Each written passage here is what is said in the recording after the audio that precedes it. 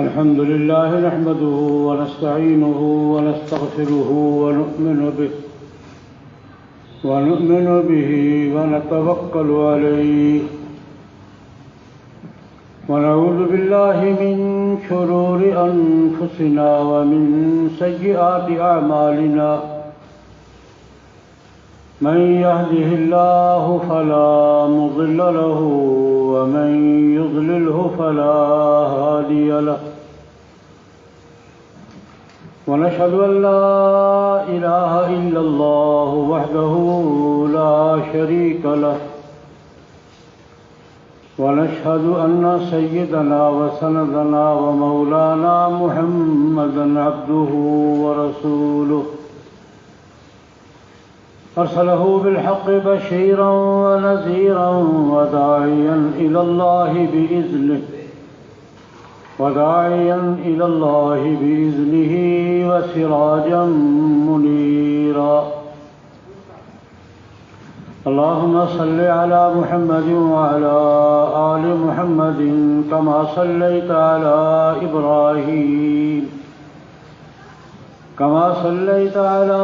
إبراهيم وعلى آل إبراهيم إنك حميد مجيد اللهم بارك على محمد وعلى آل محمد كما باركت على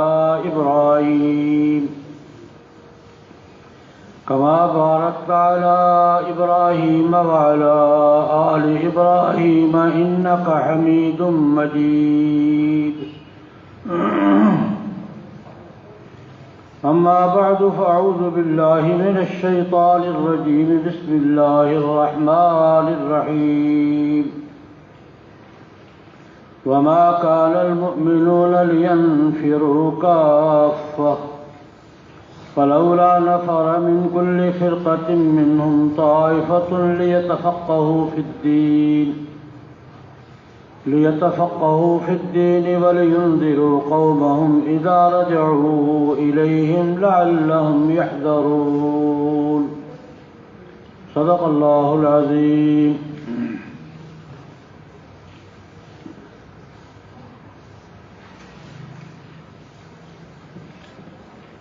بزرگان محترم، برادران اسلام، قرآن مقدس کی ایک آیت کریمہ تلاوت کی ہے۔ مختصر وقت کے اندر اس آیت مبارکہ کے حوالے سے کچھ ضروری باتیں عرض کرنے کی کوشش کروں گا۔ اللہ جل جلالہ وعم نوالہ کی بارگاہ میں دعا فرمائیں، خداوند ذوالجلال مجھے صحیح عرض کرنے کی، آپ حضرات کو صحیح سننے کی، مجھے آپ کو سب مسلمان بلکہ انسان بھائیوں کو صحیح بات سمجھنے، قبول کرنے اور اس پر عمل کرنے کی توفیق عطا فرمائے۔ قرآن پاک کے حوالے سے گفتگو ہو رہی ہے، قرآن پاک کی تعلیم کے حوالے سے گفتگو ہو رہی ہے کہ قرآن پاک کی تعلیم، قرآن پاک کا علم، قرآن پاک کا فہم ہر مسلمان کی بنیادی ضرورت ہے۔ مسلمان مرد ہو، عورت ہو، بچہ ہو، جوان ہو، بوڑھا ہو، کس عمر میں بھی ہو، دین کی تعلیم جس کی بنیاد قرآن پاک اور سنت رسول پر ہے، ہر مسلمان کی بنیادی ضرورت۔ کوئی بھی مسلمان شرعی احکام سے واقف نہیں ہے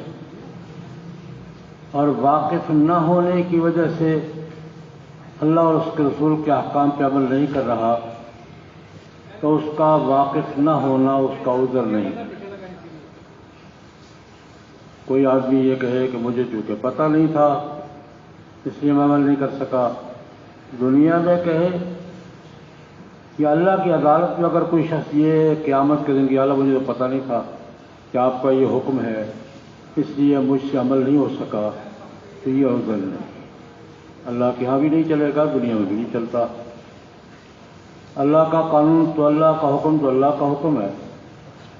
دنیا کے کسی قانون کے بارے میں بھی یہ عذر نہیں چلتا کہ مجھے چونکہ قانون کا پتہ نہیں تھا اس لیے قانون کے خلاف میں نے جرم کیا ہے، تو دنیا کی کسی ریاست میں کسی عدالت کا کوئی جج کسی ملزم کا یہ عذر قبول نہیں کرے گا۔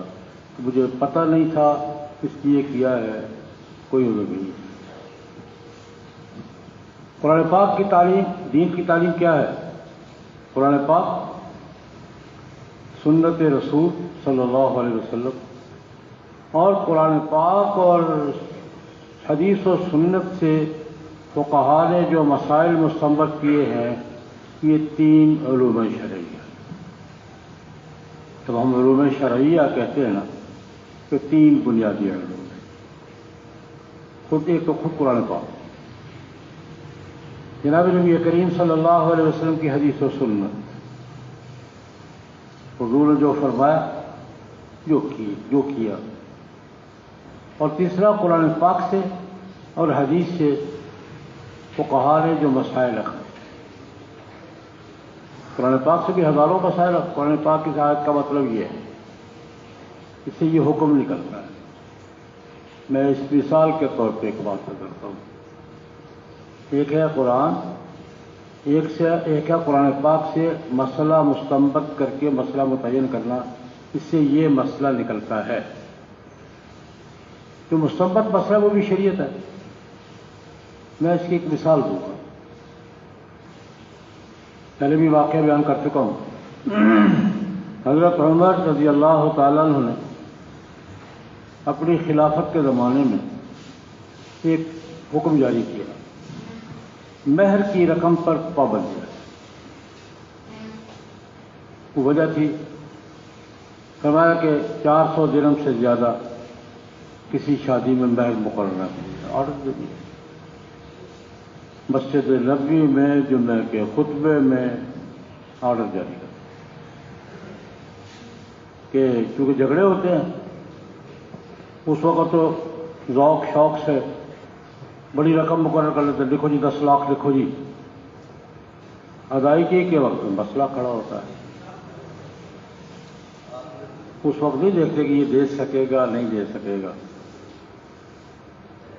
ایک واقعہ یوں ہی، ایک شادی ہال میں چند سال پہلے شادی تھی، نکاح میں نے پڑھانا تھا، مہر پوچھا تو مہر انہوں نے 50,000 بتایا۔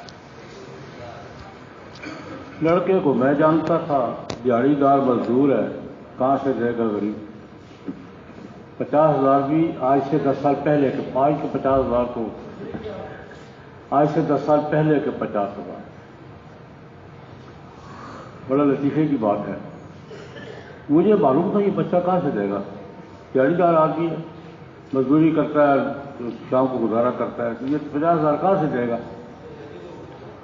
میں نے اس کے باپ کو بلایا اور میں کہ کیا کر رہے ہو یار؟ مہر کا اصول یہ ہے، یاد رکھیں، ہم نے بڑے لطیفے بنا رکھے ہیں، شرعی مہر جی، فلاں مہر جی۔ کسی زمانے میں شرعی فاطمی مہر، حضرت فاطمہ رضی اللہ تعالیٰ عنہ کا مہر 500 درہم تھا۔ کسی زمانے میں 132 روپے قیمت لگی ہوگی، وہ 100 روپے 132 میں سے بھی 100 نکال دیے، 32 روپے 6 آنے شرعی مہر۔ ایک نکاح میں اڑ گئے لڑکے میں، شرعی مہر کا کوئی شرعی مہر نہیں ہے، جو شرعی مہر جی 32 روپے میں، خدا کا خوف کرو یار، کدھر سے نکال دیا تم نے 32 روپے کیا؟ فاطمی مہر تھا، کسی زمانے میں 132 روپے اس کی قیمت لگی ہوگی، آج سے 100 سال پہلے۔ سن 65 میں ایک شادی میں فاطمی مہر مقرر ہوا، میں نے اس وقت اس بازار سے قیمت لگوائی تھی، 1700 روپے بنتی تھی، سن 65 میں 150 تولہ چاندی ہے، 65 کتنا فاصلہ ہے مجھے یاد ہے، میں نکاح میں شریک تھا، نکاح میں فاطمی مہر مقرر ہوا تھا، جی حضرت فاطمہ والا مہر، ٹھیک ہے۔ میرے دل میں لگا تھا کہ بازار سے مارکیٹ سے پتہ کرو کتنی قیمت لگتی ہے، سن 65 کی بات کر رہا ہوں۔ اس صرافہ بازار سے میں نے پتہ کیا تھا، اس وقت 1700 روپے بنتی تھی، اب پتہ نہیں 17,000 بھی نہیں، کچھ لاکھ سے زیادہ ہوگی وہ، میرے خیال میں 3 لاکھ کے قریب ہو گیا وہ فاطمی مہر کی قیمت مارکیٹ کے ساتھ، لیکن ہم نے اوپر 30 روپے چھیا نہیں، خیر تو میں نے اس باپ سے کہا بھائی 50,000 روپئے بیچارہ کہاں سے دے گا؟ مہر کا اصول یہ ہے کہ لڑکے پر بوجھ نہ ہو، لڑکی کے لیے عار نہ ہو، تانا نہ دیں، جو بھی آپس میں طے کرے شریف ہے، لڑکے پر بوجھ نہ ہو میں کہاں سے دوں گا، اور لڑکی کے لیے اسی لیے میرے مثل کہتے ہیں جیسی عورتوں کا میرے مثل کی وجہ یہی ہے کہ اس کے لیے عار نہ ہو، شریعت تانا نہ دے، درمیان میں جو طے کر لے وہ شریف ہے۔ خیر لطیفے کی بات یہ ہے، میں نے جب ان سے کہا یار کیا کرتے کہ غریب کہاں سے دے گا، تو اس کہتا ہے وہی صاحب اللہ کو لو خیر منگو کہڑا دینا،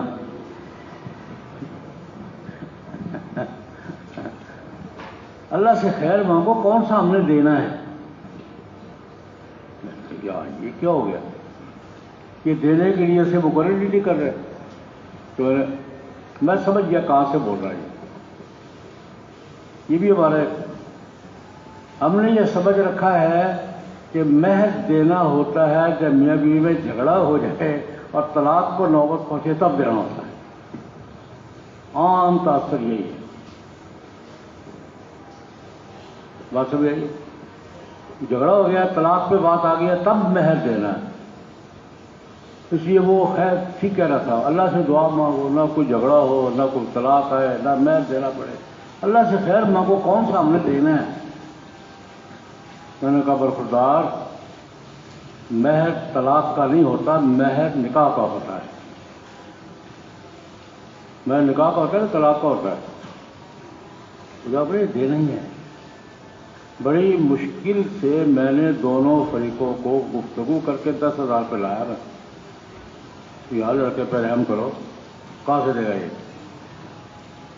حضرت ویسے ہی صورتحال ہوگی، حضرت عمر رضی اللہ تعالیٰ نے پابندی لگا دی، کثیر ابن کثیر میں یہ واقعہ تفصیل سے مذکور ہے کہ 400 درہم سے زیادہ مہر نہ دیا جائے، 400 درہم سے زیادہ کسی شادی میں مہر مقرر نہ کیا جائے، آرڈر دے دیا، اور ساتھ یہ بھی آرڈر کر دیا کسی شادی میں 400 درہم سے زیادہ اگر مہر دیا گیا تو میں زائد رقم ضبط کر کے بیت المال میں جمع کرا دوں، 400 درہم سے زیادہ کی رقم باقی سرکار ضبط اعلان کر دیا، کر دوں کروا دیا، اعلان تھا۔ ایک بی بی نے ٹوکا، خاتون نے، میں پڑھ کے جا رہے تھے، ایک بی بی نے کہا حضرت یہ کیا اعلان کیا آپ نے؟ میں نے یہ اعلان کیا ہے، کس نے اختیار دیا آپ کو؟ آپ نے قرآن نہیں پڑھا؟ آپ کو کس نے اختیار دیا کہ مہر کی رقم پہ پابندی لگا لیں؟ آپ نے قرآن نہیں پڑھا؟ حضرت عمر کو وہیں بریک لگی، پریشر بریک لگی۔ حضرت عمر رضی اللہ تعالیٰ عنہ کے بارے میں امام بخاری رحمۃ اللہ علیہ فرماتے ہیں کان وقافا عند کتاب اللہ، قرآن پاک کا حوالہ آتا تھا تو وہیں کھڑے ہو جاتے، ان کو بریک لگ جاتی تھی، بریک نہیں پریشر بریک لگ جاتی تھی۔ قرآن کیا کہتا ہے؟ بی بی نے جب کہا نا آپ نے قرآن نہیں پڑھا تو وہی کھڑے ہو گئے، کیونکہ قرآن کیا کہتا ہے کہ میں بتاتی ہوں، کا قرآن پاک نے ذکر کیا ہے بیوی کو خاوند سے جو کچھ ملتا ہے رقم، نفقہ، خرچہ، گفٹ وغیرہ سب، وہاں ایک جملہ فرمایا قرآن پاک نے آتیتم احداہن قنطارا فلا تأخذوا منہ شیئا، اگر تم نے بیوی کو قنطار برابر دولت بھی دے رکھی ہے نا، تو جو دے دی ہے وہ دے دی ہے، وہ اس کی ہو یا واپس نہیں لو۔ قرآن پاک اس پس منظر میں بات کر رہا ہے۔ آتیتم احداہن قنطارا، اگر کسی نے اپنی بیوی کو دولت دی ہے، کوئی گفٹ دیا ہے، کوئی خرچ دیا ہے، اور وہ قنطار بھی ہے، اللہ تعالیٰ پہ واپس جو ہو گیا اس کا۔ قنطار کہتے ہیں ڈھیر کو، قنطار کسے کہتے ہیں؟ ڈھیر۔ بی بی کی استدلال دلیل سنیے۔ تو اس نے کہا حضرت قرآن پاک جب ہمیں خامندوں سے دلواتا ہے نا، تو گن کے 200 400 نہیں دلواتا، ڈھیروں میں دلواتا ہے۔ بیوی کہتے ہیں حضرت قرآن پاک جب ہمیں خامندوں سے دلواتا ہے نا بیویوں کو، تو پڑوپیل ڈڑپیل نہیں دلواتا، کیا دلواتا ہے؟ ڈھیروں۔ اور آپ کہہ رہے ہیں کہ 400 درہم سے زیادہ مہر نہ دیا جائے۔ حضرت عمر نے تسلیم کیا، واپس گئے مسجد نبوی میں، واپس لوگوں سے کہا بھائی میں نے ایک اعلان کیا تھا، ایک بی بی نے قرآن پاک کا حوالہ دیا ہے، امرأۃ اصابت واختار رجل، وہ بی بی ٹھیک کہہ رہی ہے، مجھ مرد سے غلطی ہو گئی ہے، اپنا آرڈر واپس لے کر۔ جی میں یہ دیکھ رہا ہوں، بتا رہا ہوں کہ قرآن پاک سے استنباط کیا ہوتا ہے۔ تو خاتون نے قرآن پاک کے لفظ سے استدلال کیا تھا، انکارن۔ اس کا مطلب یہ ہے کہ آپ مہر کی رقم پہ پابندی اپنی حیثیت کے مطابق دیں، لیکن پابندی نہیں لگا سکتے آپ۔ اور یہ بی بی کا وہ استدلال حضرت عمر نے تسلیم اپنی خطا کا اعتراف کیا، امرأۃ اصابت واختار رجل۔ تو میں نے صرف ایک چھوٹی سی مثال دیا کہ قرآن پاک سے فقہا مسائل میں اس کا مطلب یہ ہے، اس سے مطلب یہ ہے، اس سے مطلب یہ ہے، اس سے مطلب یہ ہے۔ ایک اور واقعہ کر دیتا ہوں، میں بتا یہ رہا ہوں۔ ایک ہے قرآن پاک کی آیت، حدیث مبارکہ، ایک ہے اس میں سے نکلنے والا مسئلہ۔ اس سے جو مسائل لاکھوں مسائل فقہا نے مستنبط کیے، صحابہ بھی کرتے تھے، تابعین بھی کرتے تھے، فقہا بھی کرتے تھے، آج بھی ہو رہے ہیں، لاکھوں مسائل مستنبط ہوتے ہیں۔ ایک مثال میں نے دی ہے کہ قنطار کے لفظ سے بی بی نے مسئلہ بیان کیا، حضرت عمر نے اس مسئلے کو تسلیم کیا۔ ایک خاتون تھی، بخاری شریف میں اس کی روایت مذکور ہے، بریرہ صحابیہ ہیں، اور محدثین فرماتے ہیں کہ بریرہ کی ایک روایت سے فقہا نے 100 سے زیادہ مسئلے مستنبط۔ واقعہ ایک ہے، اور فقہا نے جو مسئلے مستنبط کیے کتنی، یہ مسئلہ بھی بنتا ہے، یہ بھی بنتا ہے، یہ بھی بنتا ہے، یہ بھی بنتا ہے، 100 سے زیادہ مسئلے مستنبط کیے۔ مسئلہ یہ مسئلہ مثال کے طور پر عورت کی رائے ہوتی ہے یا نہیں ہوتی، ایک بڑا چوڑا، عورت کی کوئی رائے ہوتی ہے یا نہیں ہوتی۔ عورت کسی مسئلے پر رائے دے تو اس کی حیثیت ہے یا نہیں ہے، اس کا کوئی رائے کا اختیار ہوتا ہے یا نہیں ہوتا۔ بڑی لمبی آج کی بات۔ بریرہ حضرت عائشہ رضی اللہ عنہ نے خریدا، اس کو لوڑی تھی، اس کے مالکوں نے ایک نوجوان کے ساتھ، مغیث کے ساتھ اس کا نکاح کر رکھا تھا۔ لوڈی تھی ایک فیملی کی، انہوں نے اس نوجوان کا نکاح کر دیا تھا، خامد کا نام مغیث تھا، اور بیوی کون ہے؟ بریرہ رضی اللہ تعالیٰ عنہ، دونوں صحابی۔ حضرت عائشہ نے بریرہ کو خرید کے آزاد کر دیا، سمجھدار بچی تھی، اس کو مالکوں کو پیسے تھا کہ یہ لوگ پیسے اپنے تم آزاد ہو۔ اب ایک مسئلہ ہے ہمارے یہاں خیار عتق کہتے تھے فقہا، خیار عتق۔ لڑکی لوڈی ہے، مالکوں نے نکاح کر دیا ہے، اس وقت اس کی رائے نہیں پوچھی۔ نکاح کے وقت بالغ عورت کی رائے پوچھنا ضروری ہے، اس کی رضا کے بغیر نکاح نہیں کر سکتے آپ۔ باپ جبر نہیں کر سکتا کسی لڑکی پر، پوچھے گا، راضی ہوگی تو نکاح کر سکتا ہے ورنہ نہیں کر سکتا۔ حضور کا حکم ہے، میں کر رہا ہوں، تم کون کیوں کر رہے ہو؟ اس کا نکاح کرو، اس کو پوچھو، اجازت دیتی ہے تو ٹھیک ہے ورنہ نہیں۔ بلکہ ایک روایت اکثر دیتا ہوں، بخاری شریف کی روایت ہے، ایک خاتون آئی، لڑکی تھی، یا رسول اللہ میرے باپ نے میرا نکاح کر دیا، میں راضی نہیں ہوں۔ یہ مطلب اسی طرح ہم بہت جبر کرتے ہیں بچیوں پر۔ حضور کی خدمت کیا، یا رسول اللہ میرا نکاح باپ نے کر دیا ہے، میں راضی نہیں ہوں۔ تم سے پوچھا تھا؟ نہیں۔ تم راضی ہو؟ نہیں۔ باپ کو بلایا، اس کا نکاح تم نے کیا؟ جی۔ اس سے پوچھا تھا؟ نہیں۔ یہ اب راضی ہے؟ نہیں۔ نکاح ختم ہو جاؤ، ختم کر دیا نکاح۔ بالغ لڑکی کا نکاح اس کی مرضی کے بغیر کیا جائے گا، نکاح نہیں ہوگا، کیونکہ کوئی نکاح نہیں جاؤ۔ خیر وہ لونڈی تھی، اسے پوچھا کسی نے نکاح کر دیا۔ مسئلہ یہ ہے کہ لونڈی اگر آزاد ہو تو وہ نکاح کے وقت جو رائے ہوتی ہے نا کہ میری مرضی کے بغیر، وہ اب بحال ہو جاتی ہے، اس کو خیال تک کہتے ہیں۔ اب اس کی مرضی ہے کہ جس خاوند کے ساتھ مالکوں نے نکاح کیا تھا وہ رہنا چاہے تو رہے، نہ رہنا چاہے۔ مالکوں نے نکاح کیا تھا، اسے پوچھے بغیر، مجبور تھی، اب آزاد ہو گئی ہے۔ وہ جو حق اس وقت تھا اس کا کہ اسے پوچھا جائے تیرا نکاح کر رہا ہے فلاں سے، راضی ہو، وہ حق اس کا بحال ہو گیا ہے۔ اس کو فقہا خیاریت کہتے ہیں۔ اب اس کو مسئلہ کا معلوم، حضرت عائشہ کی شاگرد تھی، مسئلہ کیوں نہیں پتا ہوگا؟ حضرت عائشہ کی بہت چہیتی شاگرد تھی، اس کو پتا تھا میرا حق بحال ہو گیا ہے۔ مغیث صاحب تشریف لائے، انہوں نے کہا چھٹی کریں جناب۔ بریرہ نے خاوند کو چھٹی کر جائے، میں آپ کی بیوی نہیں۔ اس نے کہا خدا کی بندی نکاح ہوا تھا، اس کو ہوا ہوگا۔ میں بخاری کی روایت بیان کروں،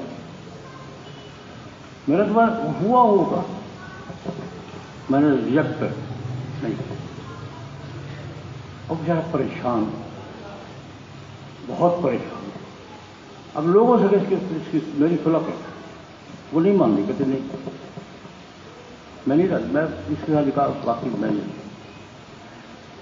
یہاں تک کہ جناب نبی کریم صلی اللہ علیہ وسلم بات سارے مدینے میں پھیل گئی کہ یہ اس کو چھوڑ کے آ گئی ہے، وہ راضی، یہ راضی نہیں ہے، وہ محنتیں کرتا پھرتا ہے، یہ مانتی نہیں ہے۔ ایک دن حضرت عباس رضی اللہ تعالیٰ، ابن عباس رضی اللہ عنہ حضور کے ساتھ ہے مدینے میں، مغیث وہ خاوند صاحب دیوانہ وار گلیوں میں گھوم رہا ہے، دیوانہ ہو گیا ہے، گھوم رہا ہے، آنسو بہہ رہے ہیں، رو رہا ہے اور آوازیں لگا رہا ہے کوئی ہے جو بریرہ کو منا دے۔ یہ کیفیت بھی کبھی کبھی ہو جاتی ہے، ہو جاتی ہے نہیں ہو جاتی۔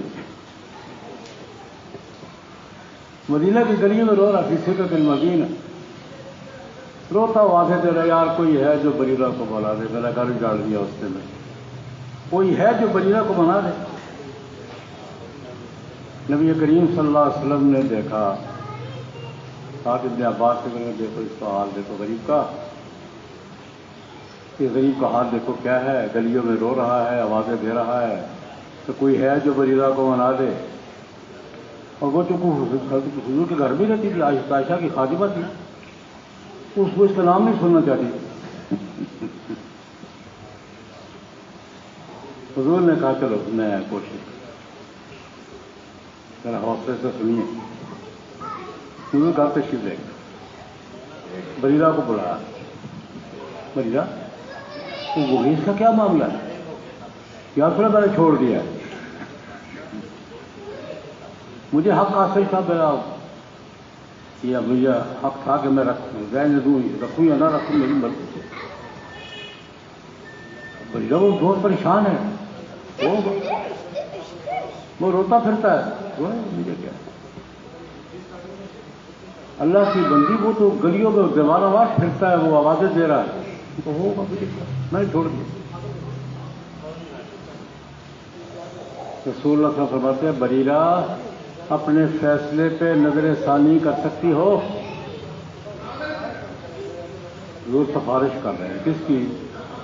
مغیث کی۔ کس کے سامنے؟ بریرہ کے سامنے۔ اور ایسے موقع پہ سفارش کرنی چاہیے جب معاملات اس حد تک چلے جائے نا، تو حضور کی سنت کیا ہے؟ رحم کھانا چاہیے۔ حضور نے سفارش کی بریرہ اپنے فیصلے پہ نظر ثانی کر سکتی؟ تو تصور کیجئے کون سفارش کر رہا ہے، کس سے کر رہا ہے؟ بیوی کی خادمہ ہے، وہ بھی بریرہ کی، حضرت عائشہ کی شاگرد تھی وہ۔ یا رسول اللہ حکم دے رہے ہیں یا مشورہ؟ کہ آپ جو فرما رہے ہیں یہ حکم ہے، تو پھر تو کسی کی مجال نہیں ہے۔ رسول اللہ صلی اللہ علیہ وسلم کسی کو حکم دیں، کوئی مسلمان انکار کرے، پھر مسلمان رہ جاتا ہے۔ وہ ساری باریکیاں سمجھتی تھی وہ۔ یا رسول اللہ آپ جو فرما رہے ہیں یہ حکم ہے یا مشورہ؟ حکم ہے تو پھر تو مزہ نہیں کوئی نہیں۔ حضور ہمارا نہیں، حکم نہیں ہے، مشورہ ہے۔ کہتے لا حاجت ہے، مجھے کوئی ضرورت نہیں۔ اگر یہ حکم نہیں ہے لا حاجت نہیں، مجھے کوئی ضرورت نہیں، ختم ہوئی بات۔ میں یہ عرض کیا کرتا ہوں کہ عورت کی رائے یہ ہے، وہ لڑکی پھر بھی حضرت عائشہ کی خادمہ رہی، حضور کے گھر میں رہی، اور معاملہ ختم ہو گیا۔ کبھی حضور کی پریشانی پر شکن تک نہیں آئی، اس لڑکی نے میری بات نہیں مانی تھی، میری سفارش نہیں مانی تھی۔ آج کوئی چھوٹا آدمی ہماری بات رد کرتے ساری زندگی موڈ سیدھا نہیں ہوتا ہمارا۔ کیوں یہ ہوتا ہے سیدھا؟ آج جو ہم سے کم درجے کا کوئی آدمی ہماری بات رد کر دے، نہیں مانتا، ساری زندگی ہمارا موڈ سیدھا نہیں ہوتا۔ اس نے کہا یا رسول اللہ مجھے آپ کو مشورے کی کوئی ضرورت نہیں ہے، میں نہیں جانا ہوں۔ وہی تو خیر، میں یہ عسکرہ سے بات بہت مختلف تھی، بہت مختلف نکل گئی۔ میں اس کے اندر قرآن پاک کے ساتھ حدیث و سنت، اور قرآن پاک اور حدیث و سنت سے فقہائے کرام نے جو مسائل مستنبط کیے ہیں، یہ ہے شرک، یہ ہے دین کی تعلیم۔ تین بنیادی علم ہے: قرآن پاک کا علم، حدیث و سنت کا علم، اور قرآن پاک سے اور حدیث سے مستنبط کیے ہوئے احکام کا علم۔ ان احکام کو آج کی اصطلاح میں کیا کہتے ہیں؟ فقہ و شریعت، یہ بنیادی علوم ہے، اور یہ درجہ بدرجہ ہر مسلمان کی ضرورت ہے، ذمہ داری ہے۔ فقہاء نے دو درجے میں تقسیم کیا اسے، ایک ہے فرض عین، ایک ہے فرض کفایہ۔